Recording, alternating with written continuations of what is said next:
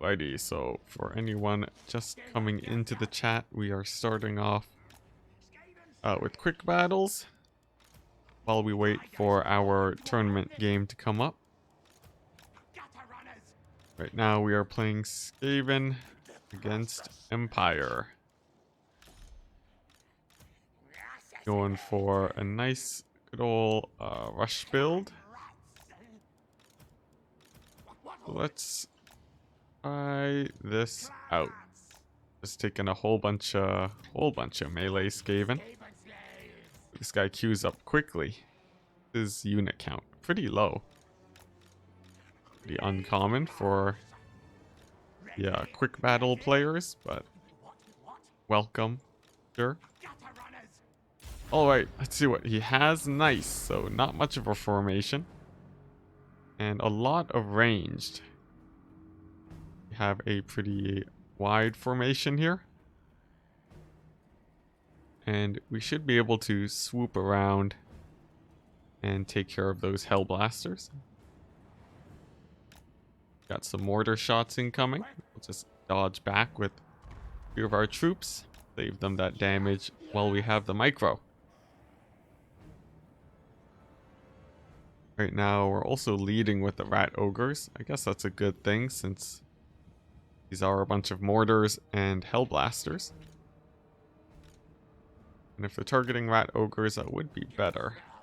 Have another volley of mortar fire coming down. It does connect. Does a little bit of damage, but not a whole ton. We're still not too worried. When another volley coming in that we might have missed. Never mind, it looks like they were aimed at the wrong location. Now for Franz here, we have our gutter runners who can keep him nice and far away. Now we're just gonna walk around those halberdiers. Looks like he has his crossbowmen shooting at my hell pit. We don't want that, so let's just pull it back. Looks like some more mortar fire is coming in. We do take some hits on the Skaven slaves. Looks like about a couple dozen gold loss. Ooh, that is true. If he had grenade launchers, that would give us a hard time since we only have the one gutter runner. Okay, let's see. Also, hey Taco. You just doing a tired stream today. Let's see, we got some great swords here. They're going to be a little bit annoying since actually do quite a bit of damage. Oh, we have pestilent breath here. Didn't even notice.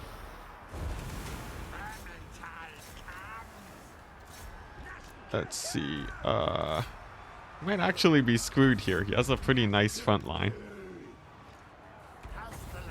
Let's just throw down some summons on top of his what's it?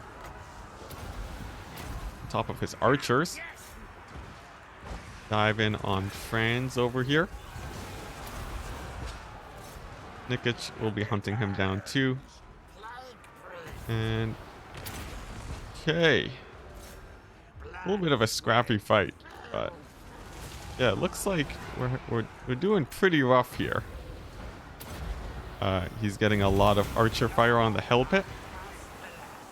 And we are not doing a lot of damage to Franz. Meanwhile, our plague priest is taking a lot of damage too. But the hell pit's just barely clinging on. Maybe he'll pull through for me. And no, Hellpit is dead actually. We are getting good damage on Franz now, so thank goodness for that. And our Plague Priest is pretty safe with the archers getting shut down. So, looks like might be in for a win here, despite the great swords really tearing apart our infantry. Franz is now running. Means we can throw a Deathmaster Sigil on top of him to keep him down while Snikic finishes him off. So nice, a little bit of a sketchy game. I think I really played badly with my hell pit, since I let it get shot by archers for basically the whole game. His great swords are pretty scary. I guess we do still have our rat ogres. We charge into them. But yeah, a little bit of a sketchy game. I think Taco here is right about the grenade launcher threat. So that would have been a little bit scary. Maybe we want another unit of gutter runners. Avoid that. For this game, once again going over the build, we have a pretty small infantry line. Taking a look at his army. Seems like he doesn't have much infantry either. Makes me feel a little bit more comfortable. Oh, thanks for the luck too, J Phoenix. But yeah, so where was I? Ooh, I got all distracted. We have a small infantry line to make up for what we predicted would be a small high elf infantry line, which we predicted correctly. So we are filled with a little bit more confidence for his large units. We have Ushapti and the Eyes of the Desert. And what's it? Yeah, we have Ushapti and Eyes of the Desert. And for his infantry, we have Setra. And basically just Setra. So he's going to need to stay alive until all that infantry is dead. Let's see if we can pull through today. Give him the good luck, have fun. Start the game. He hasn't we haven't conversed too much. He has a pretty small army. I'm sure he does not need too much time. So let's see it. What do we got? I'm predicting possibly dragons. If he goes for archers, he might not have a whole ton to defend them. But it could be Sisters of Avalorn, which would be pretty hard to deal with. We have Ushapti. I'm not sure how good they are at killing Sisters of Avalorn. Maybe pretty bad, actually. So that could be a problem. In fact, dealing with archers, we don't have too much. So in the future, we would want to build that could handle that. Maybe some cavalry. Now, on the left side for our opponent, we got nice Illyrian Reavers. Very good skirmishers, but deployed very far. Not sure if our opponent will be able to get a whole ton of value off of them for the next while, but maybe he wanted to stop any of our skirmish forces over there. But lucky for us, we had none. We had no skirmish forces. No cavalry, no nothing. Archer fire going into my Tomb Guard.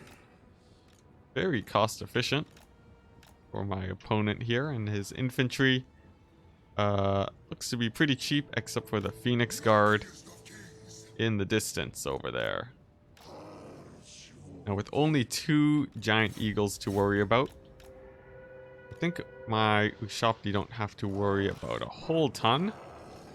We will keep our Eyes of the Desert close, however. Our archers. Let's pressure some eagles. Nice, we have our anti-large over there to make sure that these guys don't get shut down too hard by the eagles. For his lord, he has Tyrion. Dives in onto our Necrotect and does pretty good damage. Our Tomb Guard will not do very well against white lions. In fact, I'm not sure there's much of anything that would do well against white lions here. So I'd say that's a good pick from our opponent. As for our archers, I'm not sure if they have many good targets here. Maybe they can shoot some Lothar and Seaguard. Feel good about that. We have a nice pit of shades on our skeletons, although doing a little bit less damage than I would have expected. We can't heal Cetra, right? We can heal Cetra. I am surprised by that every time, because it feels like sometimes you can't heal him. I'm not sure exactly what happens there. Let's see, we got a pendulum going in on our infantry. Looks like in general our infantry is just having a very rough time. Tyrion moving in on Cetra. Let's see what happens if we throw down all of our buffs. Cetra will be able to fight it out here. I'm not too convinced myself, as Tyrion is a very strong duelist, but we'll see. Let's see, Eyes of the Desert can go and deal with those skirmishers. We have our Ushopti helping out Cetra, and as his buffs wear out, I think it's about time we run away from this fight. Go over here to the support of our Eyes of the Desert. Nice archers continuing to hit the Phoenix Guard. It looks like those Lothar and Seaguard are on skirmish mode. Good for us, because it means that they will keep running. Yep, and that is classic skirmish mode. You can see the instant reaction. By bouncing our chariot back and forth, we can keep them occupied for quite some time. Now, spearmen can go ahead and fight our Tomb Guard. Pretty good trade for us. Eyes of the Desert keep hitting up those Illyrian Reavers. And Eyes of the Desert, you want to be fighting Tyrion. We have some spearmen moving into our archers. We want to make sure we keep safe. Cetra is going to go and give them some support. Now Eyes of the Desert can move in to deal with that Great Eagle. Now we have some sort of spell coming in over here. Yes, another Pit of Shades. Nice. And nice. Now these Lothar and Seaguard are very well pushed back now.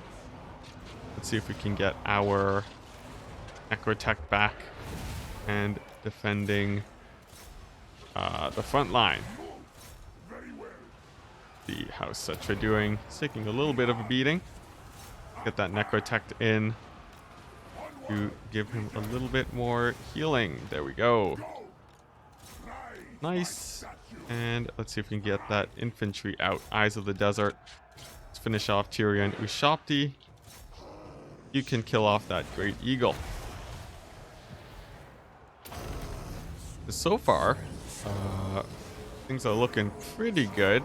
We just need to get Tyrion routed, I'm feeling. And then we should be doing pretty good. Our Tomb Guard held out surprisingly well, despite how many white lions there were. And our Necrotech took a surprising amount of damage from archer fire. He's alive. Still taking damage, so let's back him up. Tyrion, he did get his healing, but he is routing. Very good for us. But we want to make sure that he doesn't come back. Try to get our Ushopti to stop that from happening. While we shut down the Lothar and Seaguard once again in the distance. Now, if he does come back, that would be pretty bad, and I think we would use our Ushopti summon to make sure that we can finish him off. It's looking like he's very likely to come back now, and he does at 2/3 health. Not the best situation, but Balance of Power likes us.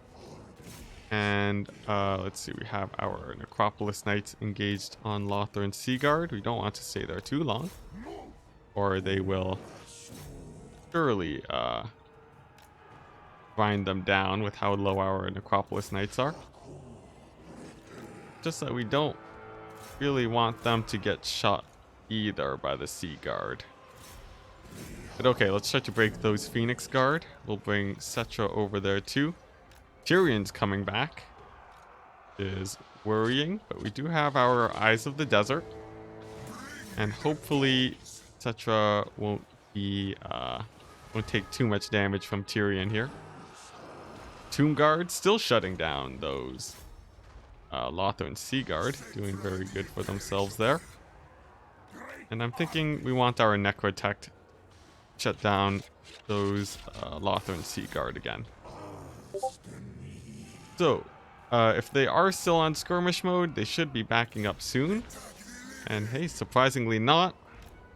They brace for the charge from Cetra, but hopefully that Necrotect will be able to deal with them. In fact, even better, let's get him to chase down that Mage of Shadows. Tyrion is bogged down by some Ushabti right now. Let's give him a few more, and then we can start the cycle charging Cetra. Nice, there we go. So he should have a pretty hard time moving now. Good opportunity for us to move out with our Ushabti, since we want to make sure that they're shooting. We're only down to 4 models, a little bit unfortunate. But with a nice charge from Cetra, he should be able to once again take out Tyrion. Especially after we throw down his buffs. Wow, Tyrion actually making it out of that blob. It was pretty good, and our Necrotect is about to die. But with army losses, looks like we have another win. Nice.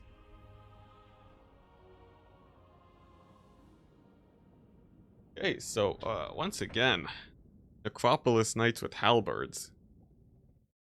Forming a lot better than I expect them to every time. They do cost a lot of money, so not like this is free damage, but I would have thought that they were squishier. But they held out very well there. Necrotect with that healing, I'm sure he paid for himself. And especially shutting down the archers for so long.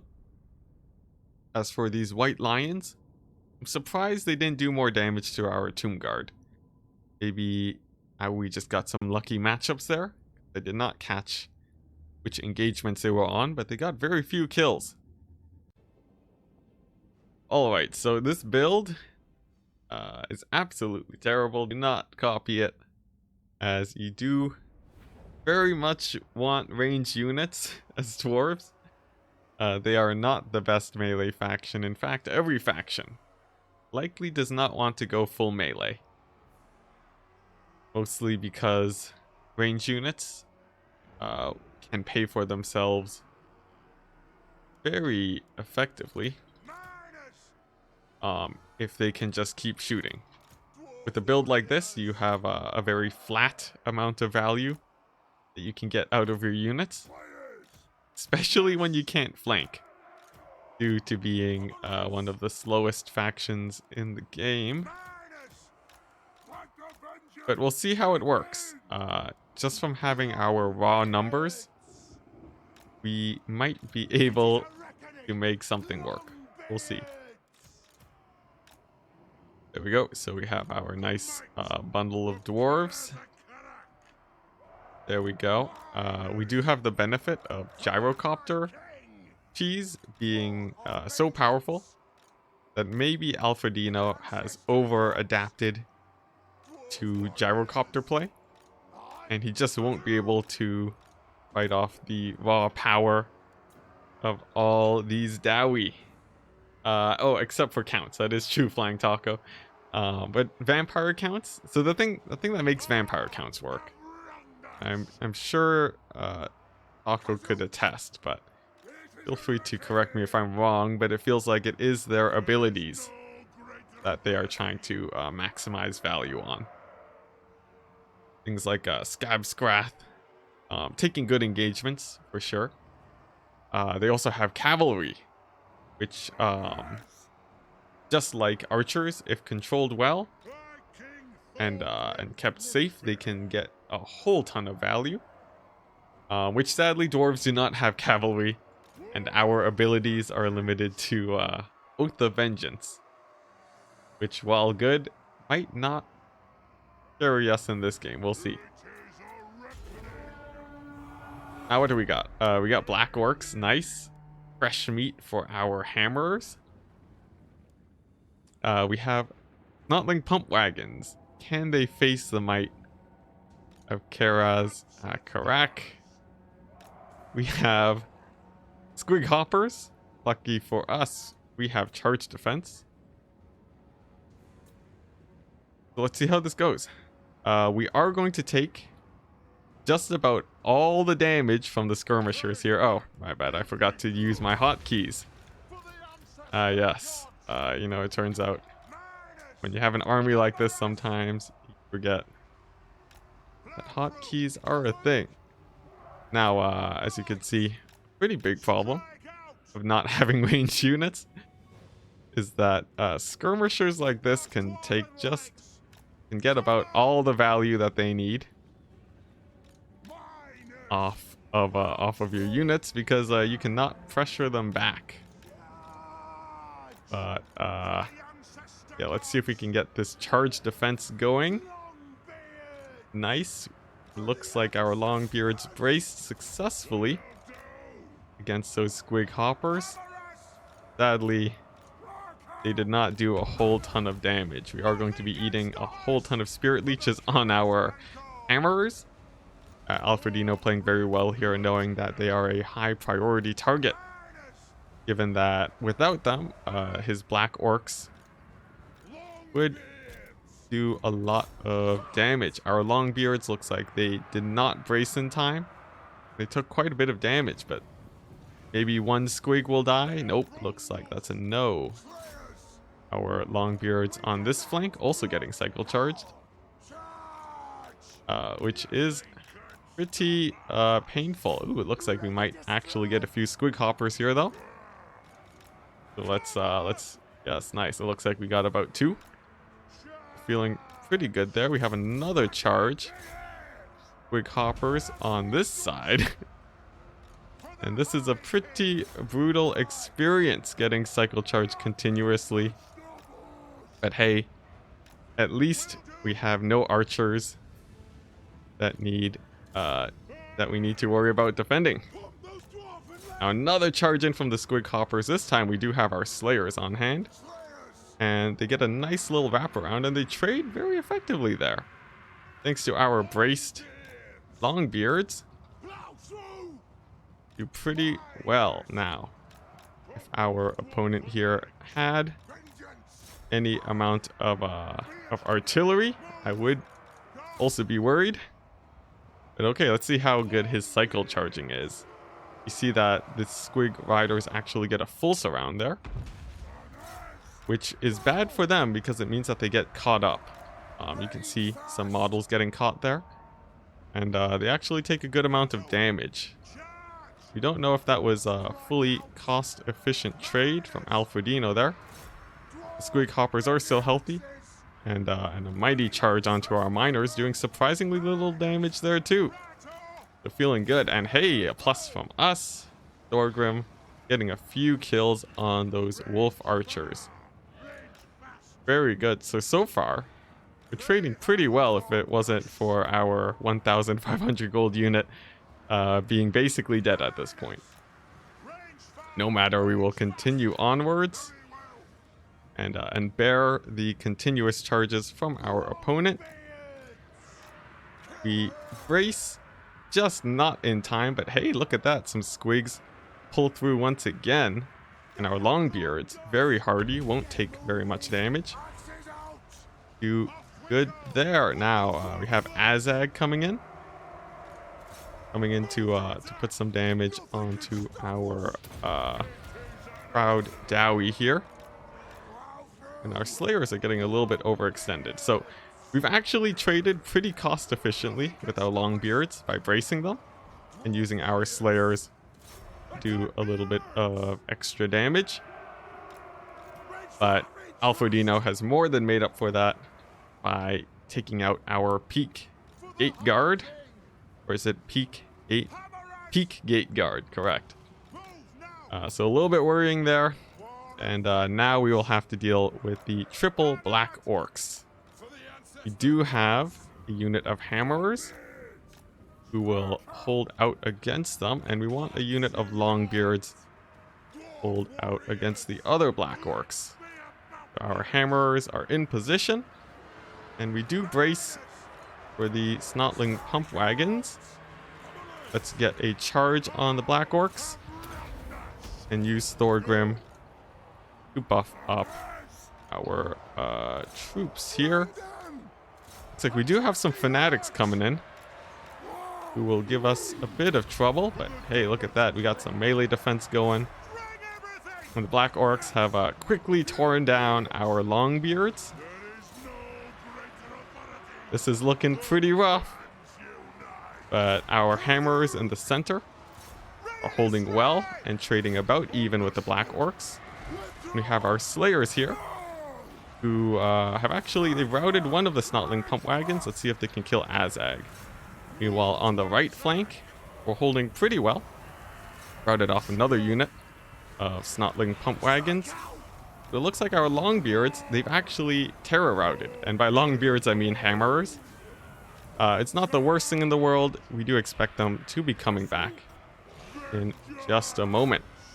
Now, one big thing that we want to happen here is we want Thorgrim to be taken down to half HP so that we can use his ability that we spent quite a bit of money on. So let's see how that goes. Let's see, our hammers still continuing to fight on, dealing okay damage to the Black Orcs. Maybe Thorgrim will be able to carry out in the late game if we get enough damage. Azag too, taking quite a bit of damage. Now let's pull these guys away from the Black Orcs so that we can get Thorgrim nice and stuck into them. And yes, he just wants to be taking a lot of damage. Nasty Skulkers are doing a lot of damage to us here. But it looks like they're not doing a whole ton. Our line is holding pretty well. And these Black Orcs in the middle are taking a bit of damage. But another large fanatic throw into our units does so much damage that they get pretty close to routing. We do proc our leadership buff, but its range is not enough to carry our infantry. Now, we do still have a way of winning here. You see the battle timer at 12 minutes. Is if that does tick down, it means that this game will end in a draw. So by delaying the game by a solid 8 minutes, we have successfully gotten pretty close to drawing out the game. And by pretty close, I do mean not close at all. This went about as badly as we could have expected. Alfredino here, completely shocked by our build. He has no comments. So we'll just give him a GG and tap out of this experience, which we do hope that we may never experience again. But hey, so I think the charge defense versus Squigs, we were actually trading effectively versus them. You can see here, 34 kills on the two of them. With good control, you can actually do pretty well. You can also see the Snotling pump wagons, regarded to do pretty well against Dowie, with only 8 and 4 kills before routing. They actually had a pretty hard time getting in on our infantry here. Now, we did have no range units that they wanted to dive in on, all of these units. But I think that, at the very least, is some information that you can glean from this game. Okay, so let's see. Our opponent does indeed have a very small army. So we can expect a little bit of boxing to go down. Don't want our zombies to take too much damage. Let's keep 2 of them in reserve so that we can actually get the fighting on with the Grave Guard. Got a nice Mortis engine, very important that we keep safe. We'll keep it right in the middle. And okay, I think we're ready. Not too much setup to do this time.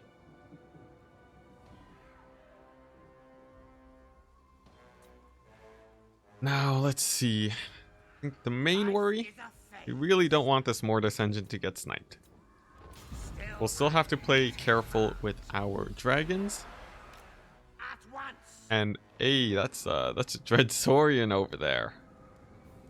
Let's see. We do have oh, this guy doesn't have Tempest. Interesting. Wonder what would have happened if this guy went for a full Air Force. Maybe we would have just run over his ground army and it would have been fine. You can't be too sure. Alright, so Dreadsaurian, huge threat. We don't want that killing our Mortis engines. And wow, it munches on 2 of our Black Knights already. But we return the favor, taking down about 150 gold worth of skinks.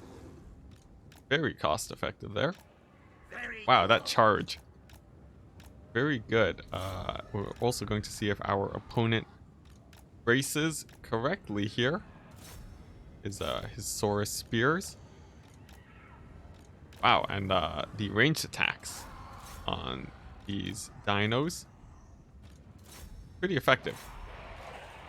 The Saurus don't brace, but they also don't take very much damage, and we trade ineffectively with our knights there. Looks like that was a bad move.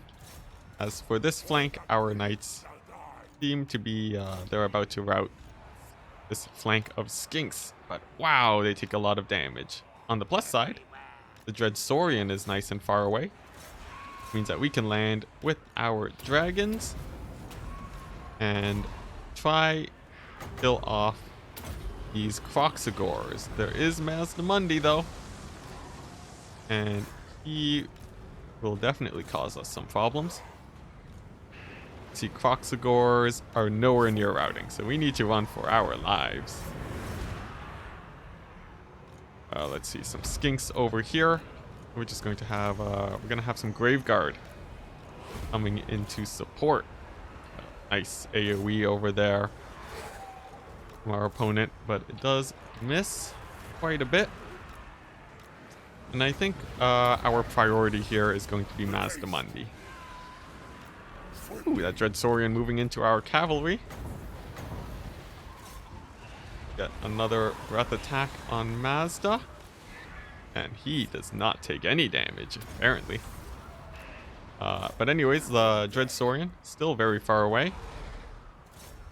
Let's see. We can goon out Mazdamundi. We're definitely trading effectively versus him. Without that Dreadsaurian, feeling a little bit more confident. Did lose some zombies on the left flank. But what really matters is this monster battle here. Dreadsaurian is coming back once again.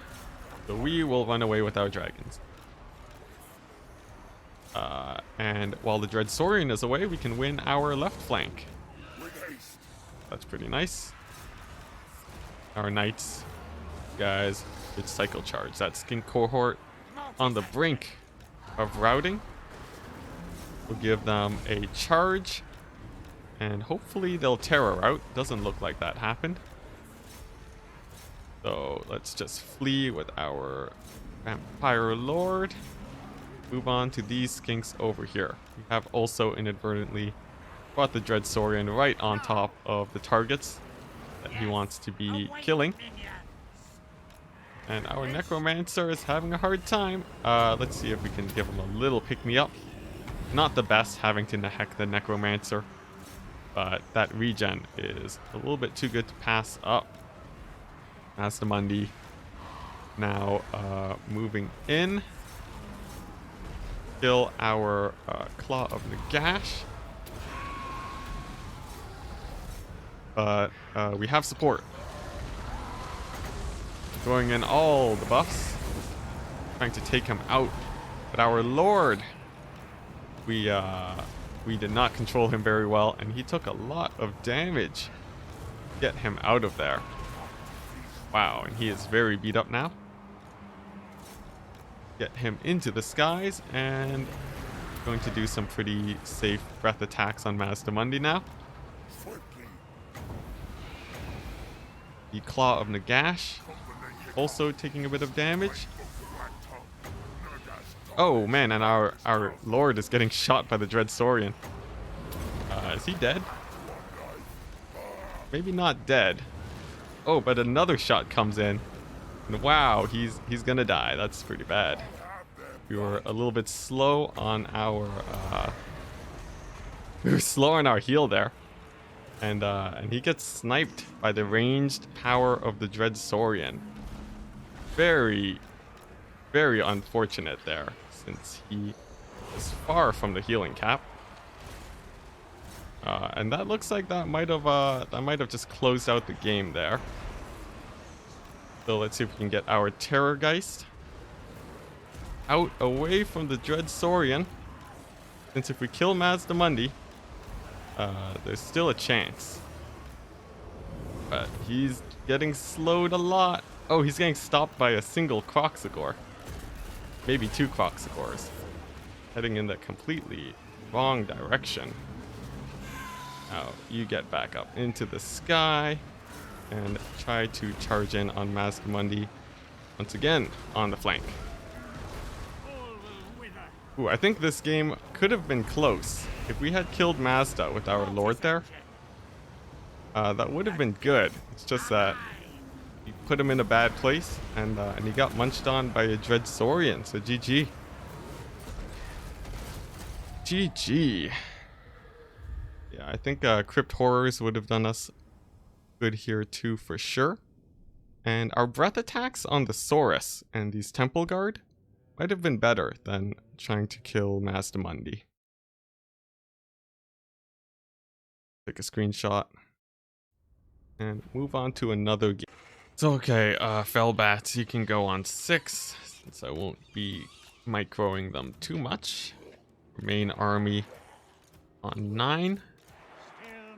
Our black coach on 3, and our corpse cart also on 9. Does this have to be in combat to work?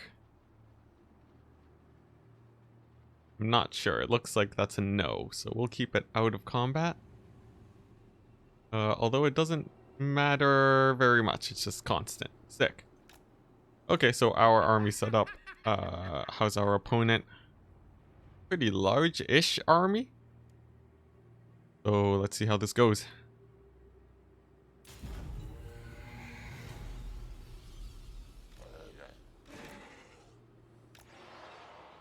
Nice. So we do have a Dark Elf box, but not an air build.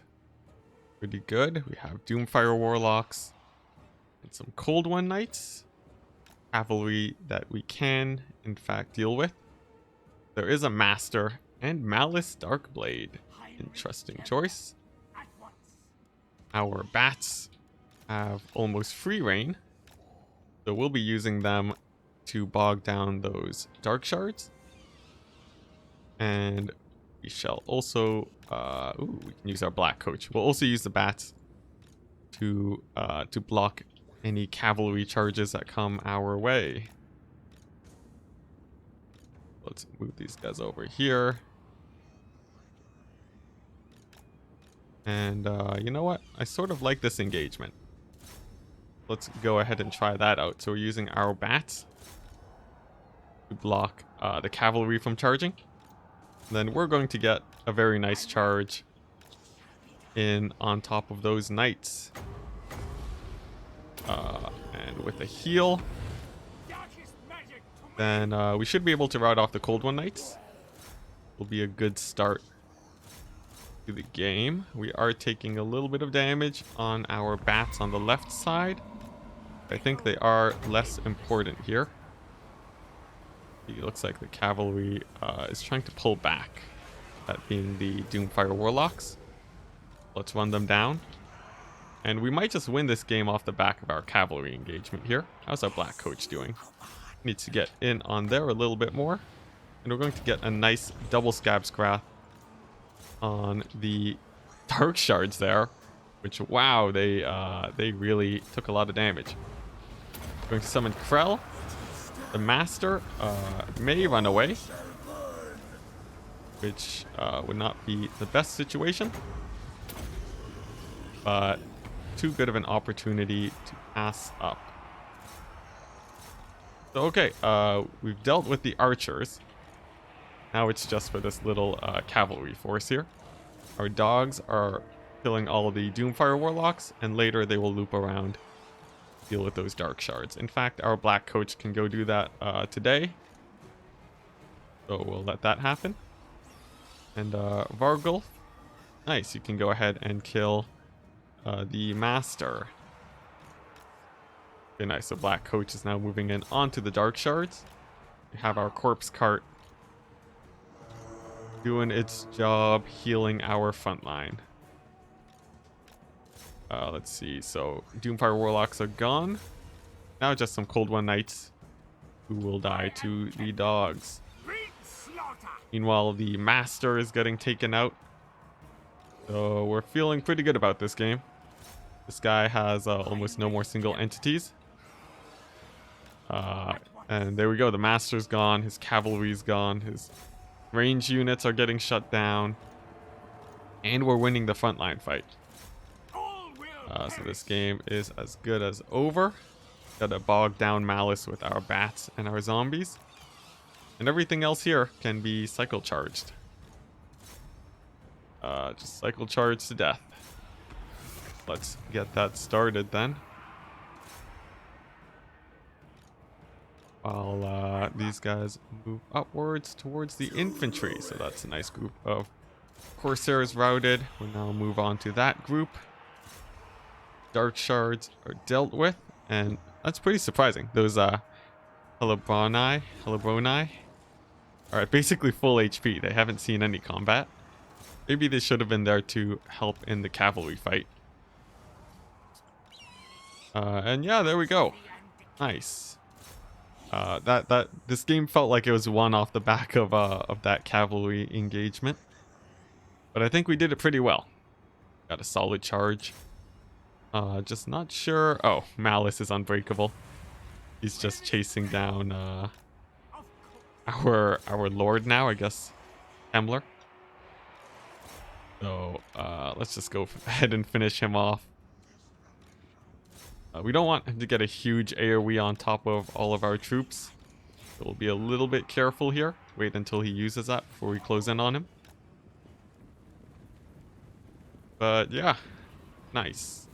Pretty easy win. We just have to kill Malice now, which could take a while. You can see he's kicking around Kemmler. And he used an ability. Just a little explosion. Okay.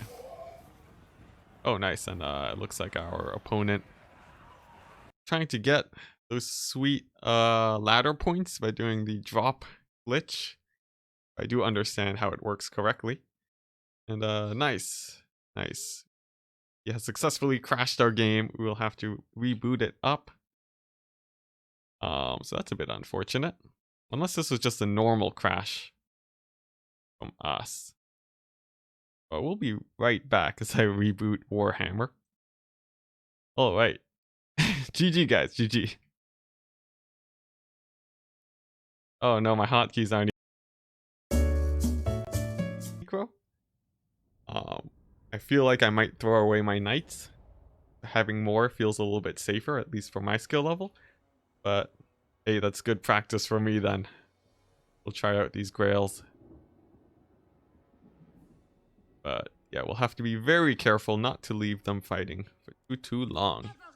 Other than that, we have a very meta build double paladin on the ground so that they don't get sniped out by something like Tempest.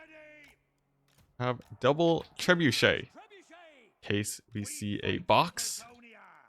Try to deal with our overwhelming cavalry force. We have our overwhelming cavalry force who will beat basically anything that the High Elves throw at us.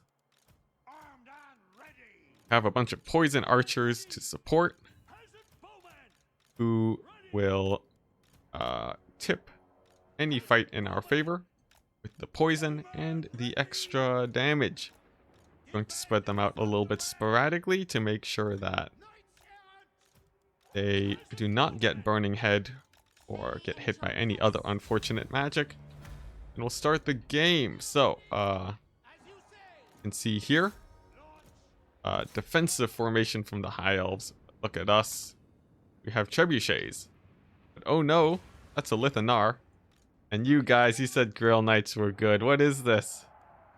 What is this? They just got demolished by a Lithanar. So we're going to move them over to the forest where they will hide and camp out where it is nice and safe. Like our opponent is advancing though. So we'll have to be a bit careful there. Let's see, that's some silver in. It's all silver in all the way down. So let's see, there's a dragon incoming. And some chariots actually, which I'm a little bit surprised about. Chariots can have a hard time versus knights and so forth. And we're going to see that here. Fey Enchantress getting dived on by the dragon. I'll make sure that he knows that was a mistake as we fill him with holes. All archers on deck are going to be pummeling that dragon. And there's not a whole lot else to punish our archers here. Meanwhile, our knights will run havoc all over those infantry lines. And yeah, this is looking pretty rough for the high elves now. Pretty rough. Now it's imperative that we kill the dragon, since we do not want him healing up. We'll bring some knights over around the back, and then we'll pull these guys over here. But it looks like it might take to the air. Come on, knights, get an attack. No, it does pull to the air. Pretty bad for us, since there is a lore master or sword master. Lore master of Hoeth, who will be giving us some trouble for sure.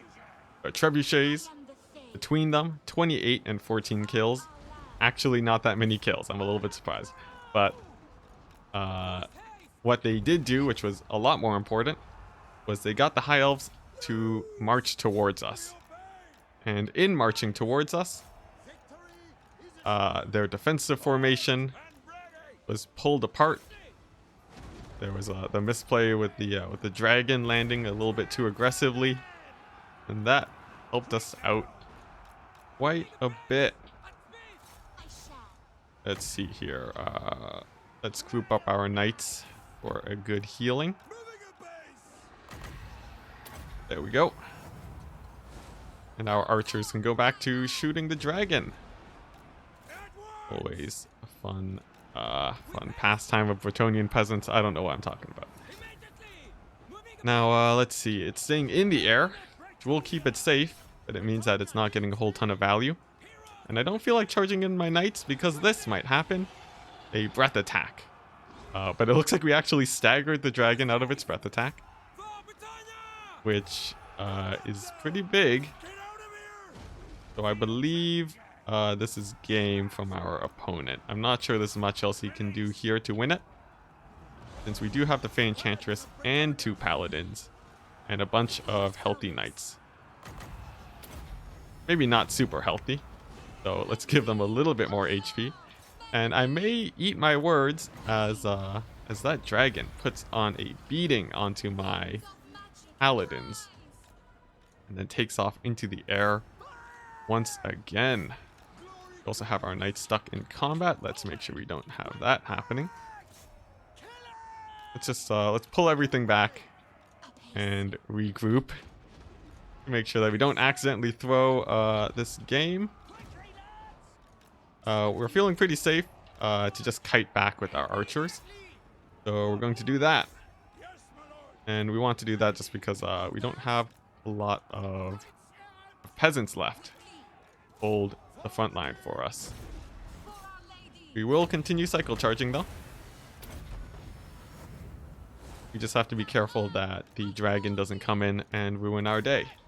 Archers, you keep kiting back and shooting those silver in. And our knights are here. Make sure everyone stays safe. The lore master moving into combat. We'll get a nice surround on him with one of our knights. Well, the other ones, nice. finish off those Silverin. There's only one unit of Silverin left. And we just got to deal with that dragon. He is getting a nasty breath attack on our heroes, who managed to dodge out of the way, so we're good.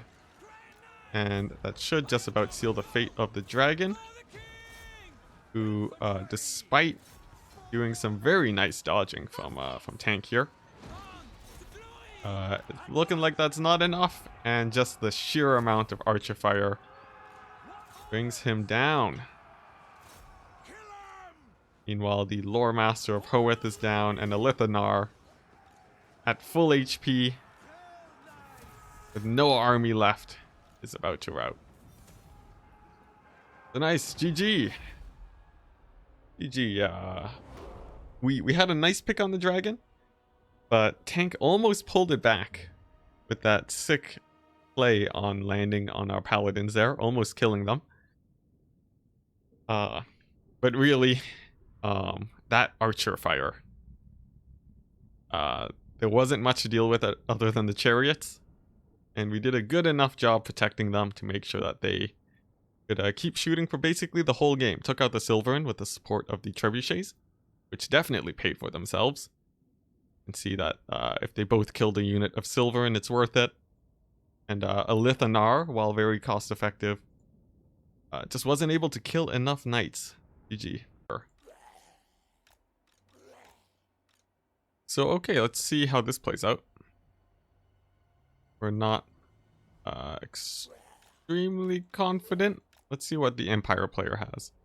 Almost the exact same sized army, so it'll be interesting. I'm really expecting a bunch of elite cavalry from them. And hey, Gobbo Slayer, you with the good luck. In case you didn't catch it, this is just going to be our last quick battle for today, and I'll open the stream up again when we are up against, when we actually go into the tournament. I was expecting to start playing a lot earlier, but given that we're one of the last games to be played today, it makes sense that we would have to wait a while before our game shows up. But no matter, we will continue onwards. So for our opponent, he has some Empire Knights, Archers, and a great cannon, thus forcing us to move forwards. Looks like one of the shots clipped Manfred. On the far right flank, he has the same formation of Pistoliers and Empire Knights. Cool, cool. And let's see. Okay, it looks like we're clear to just waltz right on up to our opponent. We would rather our expensive assets be kept back, because we don't care too much if our zombies are getting shot. Will we actually get a nice charge here? Wow, we do. Why are they doing no damage though? That's strange. But anyways, we get a nice charge on the Pistoliers. And we're going to want to bog down these knights. There we go. So that's a nice about 850 gold pick right there. Plus doing good damage to the Pistoliers. Feeling good about that trade. I don't think there's a final transmutation or anything on its way, so we'll be able to reap the rewards of that. So nice, very good start to this game. Next up, we'll continue moving up our Vargulfs and White Kings, and we're gonna see if we can get a nasty Scab Scraith on our opponent. First things first, let's chase off these Pistoliers, who are giving us a little bit of trouble. Some cannon shots going in on my Vargulfs right now. Let's dance around with them for a bit while we get into position. We don't want to be shot up by his archers just yet. Our cavalry is not in the right place to properly support our front line if fighting begins. He is unloading the pistoliers into the skeleton spearmen, which is advantageous for me because these guys are so cheap that him using ammo on them is totally fine. He uses his whole volley to kill this unit of skeleton spears. Means that he loses 500 gold of pistoliers, and I lose about 300 gold worth of skeletons. Or 350 more so.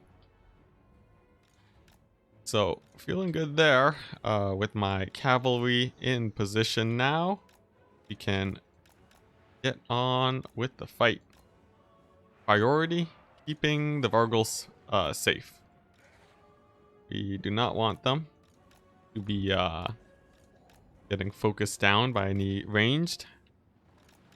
Keep them on the far flank. Start moving in with our infantry.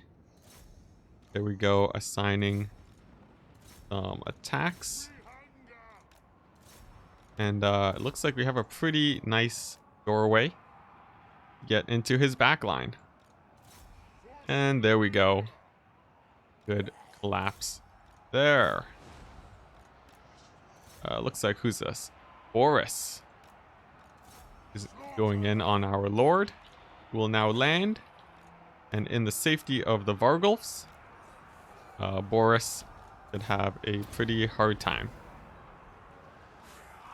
Our knights and go ahead and do their job for cycling. And let's see, we should pull out our knights here.